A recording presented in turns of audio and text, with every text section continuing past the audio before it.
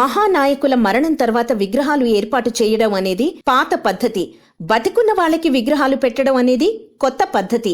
టుసాడ్ మ్యూజియంలో సెలబ్రిటీల మైనపు బొమ్మలు పెట్టడం అనేది ఎప్పటి నుండో జరుగుతుంది. రీసెంట్ గా యంగ్ రెబల్ స్టార్ ప్రభాస్ బొమ్మని కూడా తయారు చేస్తున్న సంగతి తెలిసిందే. తమిళనాడులో నమిత, ఖుష్బూ లాంటి వాళ్ళకి గుళ్ళు కట్టారు అభిమానులు. ఇక పీఎం నరేంద్ర మోదీ మీద అభిమానంతో కొంతమంది గుడి కట్టబోతే అలాంటి పనులు మనవి కావు అని ఆయన్ని నచ్చజెప్పి అభిమానులకి బ్రేక్ వేశారు. సినిమా ఇండస్ట్రీ నుండి పాలిటిక్స్ లోకి వచ్చిన పవర్ స్టార్ పవన్ కళ్యాణ్ విగ్రహాన్ని పశ్చిమ గోదావరి జిల్లా తాడేపల్లిగూడెం సెంటర్లో ఏర్పాటు చేశారు ఫ్యాన్స్.